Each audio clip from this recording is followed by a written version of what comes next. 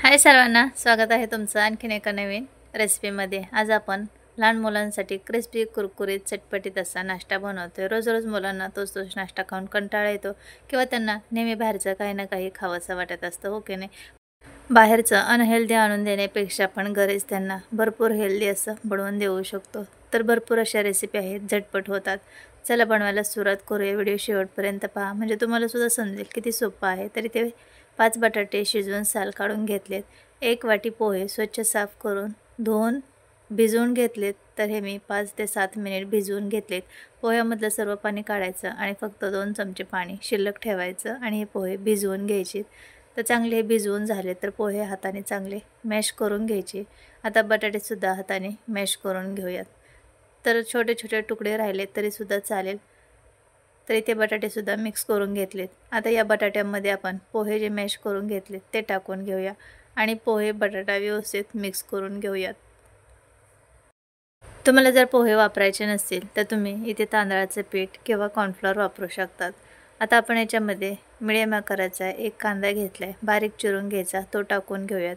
इथे मी एक गाजर घेतले, बारीक किसणीने किसून घेतले आणि 2 हिरव्या मिरची एकदम बारीक चिरून घेतलेत। तर याच्यामध्ये तुम्ही शिमला मिरची, बीन्स, कोणत्याही भाज्या ज्या तुमच्या मुलांना आवडत असतील त्या टाकू शकतात। आता मसाले टाकून घेऊयात। पाव चमचा हळद टाकून घेते, पाव चमचा लाल मिरची पावडर टाकूयात आणि पाव चमचा धना पावडर टाकूया। 2 चिमूटभर काळी मिरी पूड घेतली आहे आणि पाव चमचा चाट मसाला टाकून घेऊयात। तर मसाले तुमच्या आवडीप्रमाणे कमी जास्त करू शकतात। चवीनुसार मीठ टाकूया आणि बारीक चिरून घेतलेली कोथिंबीर टाकून घेऊया। तुमच्या मुलांना किती चटपटीत खायला आवडतं त्यानुसार तुम्ही मसाले यामध्ये टाकू शकतात। आता हे सर्व जिन्नस हाताने चांगले मिक्स करून घेऊयात। तर याच्यामध्ये आपण 2 चमचे तांदळाचं पीठ टाकून घेऊया। तांदळाचं पीठ तुम्हाला टाकायचं नसेल तर तुम्ही याच्याऐवजी कॉर्नफ्लोअरसुद्धा वापरू शकतात किंवा पोहेसुद्धा भिजवून टाकू शकतात। याने काय होईल, ह्याच्यामधलं मॉइश्चर कमी होईल आणि बाइंडिंग चांगली येईल। तर आता हे सर्व मिक्स करून घेतलेत। आता याचे आपण कटलेट बनवून घेऊयात। तर हे पहा, व्यवस्थित असं मिश्रण एकजीव करून घ्यायचे। आता आपण कटलेट बनवायला घेऊयात। तर मी अगोदर हात धुवून घेते। हाताला असं काही मिश्रण लागलं की हात पटकन धुवावं असं वाटतं, हो की नाही?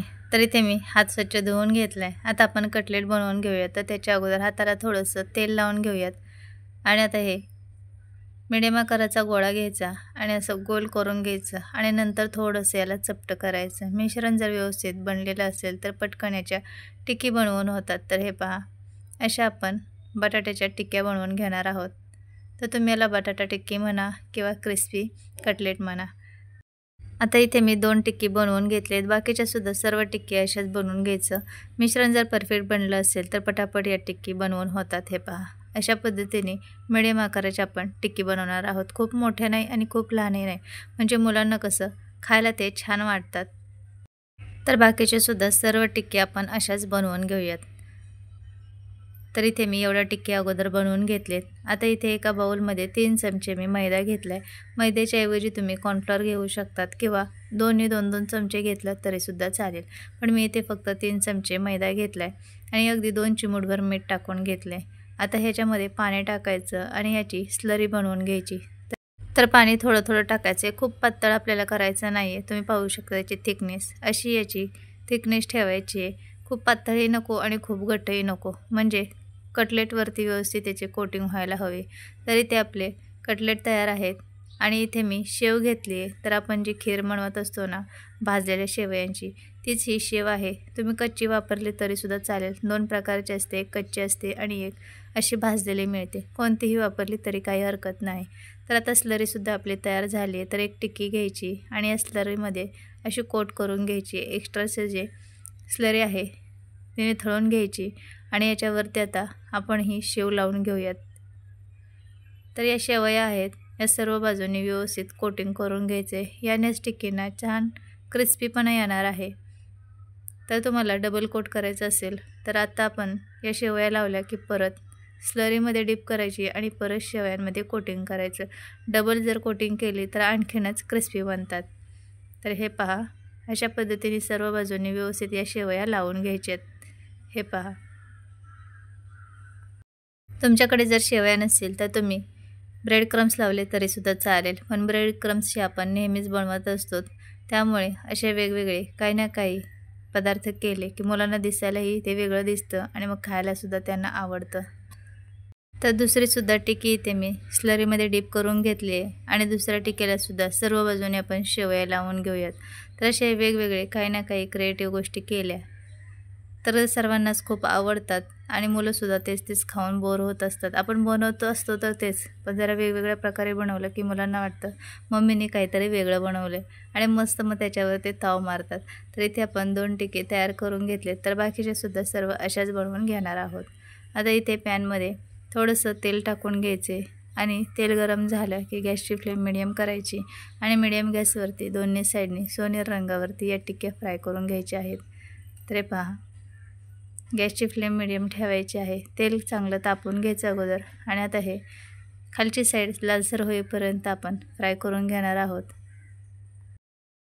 तर एक साईड चांगली क्रिस्पी बनली की आपण हे पलटी करून घेऊयात आणि दुसऱ्या साईडने सुद्धा सोनेरी रंगावरती फ्राय करून घेऊयात. तर तुम्हाला दिसत असेल किती छान याला लालसर रंग आला आहे. तर या शेवया अगोदरच फ्राय केलेल्या असतात, त्यामुळे जास्त वेळ लागत नाही. आतमधलं तर स्टफिंग आपलं शिजलेलं आहे, फक्त आपल्याला वरची साईड क्रिस्पी बनवून घ्यायची आहे. तर अशा पद्धतीने दुसरी साईडसुद्धा मी ते क्रिस्पी होईपर्यंत तळून घेतली आहे. तर अशा पद्धतीने साईडच्या कडा असतात त्या चिमट्याने पकडून अशा गोल फिरवूनसुद्धा तुम्ही फ्राय करून घेऊ शकतात. तर दोन्ही साईडने चांगल्या या टिक्की क्रिस्पी झालेल्या आहेत. हे पहा, मस्त याला क्रिस्पी पण आला आहे. आता आपण या काढून घेऊयात आणि बाकीच्यासुद्धा सेम अशाच आपण फ्राय करून घेऊयात. तर इथे मी या दोन्हीसुद्धा टिक्की काढून घेते. तुम्हाला जर या टिक्की मुलांच्या टिफिनमध्ये द्यायच्या असेल आणि सकाळी जर खूप उशीर होत असेल, वेळ मिळत नसेल, तर तुम्ही या टिक्की अगोदरच रात्री फ्रीजमध्ये बनवून ठेवू शकतात आणि सकाळी अशा फ्राय करून देऊ शकतात. सॉससोबत किंवा कोणत्याही हिरव्या चटणीसोबत अप्रतिम लागतात. मुलांना जास्त करून सॉससोबतच असे पदार्थ खायला आवडत असतात. तर दोन्ही साईडने छान या क्रिस्पी कुरकुरीत बनलेले आहेत. तर दुसरेसुद्धा राहिलेले आपण सर्व अशाच बनवून घेणार आहोत. तर एकदम मस्त क्रिस्पी बनलेले आहेत. हे पहा, आणि रंग तर भन्नाट आला आहे. एकदम लालसर सोनेरी रंगावर आपण फ्राय करून घेतलेले आहेत. तर सर्व इथे या टिक्की मी फ्राय करून घेतले आहेत. हे पहा, तर खूप मस्त या क्रिस्पी झालेल्या आणि रंग तर अफलातून आला आहे. दिसायला जेवढ्या या भन्नाट दिसतात, खायला तेवढ्या टेस्टी लागतात. तर आहे की नाही घरच्या घरी झटपट होणारी आणि एकदम क्रिस्पी रेसिपी खाण्यासाठी. तर बाहेरचं अनहायजेनिक मुलांना आणून देण्यापेक्षा घरीच तुम्ही असं हेल्दी बनवून देऊ शकतात. बनवायलासुद्धा ही रेसिपी खूप सोपी आहे. तुम्हाला आणखीन अशाच नवनवीन रेसिपी पाहायच्या असतील तर आपल्या चॅनलला सबस्क्राईब करून ठेवा आणि शेजारी असणाऱ्या बेल आयकॉनवर सुद्धा क्लिक करून ठेवा. त्यामुळे तुम्हाला रोज व्हिडिओचं नोटिफिकेशन मिळेल. सबस्क्राईब करणं, बेल आयकॉनवर क्लिक करणं हे अगदी फ्री आहे.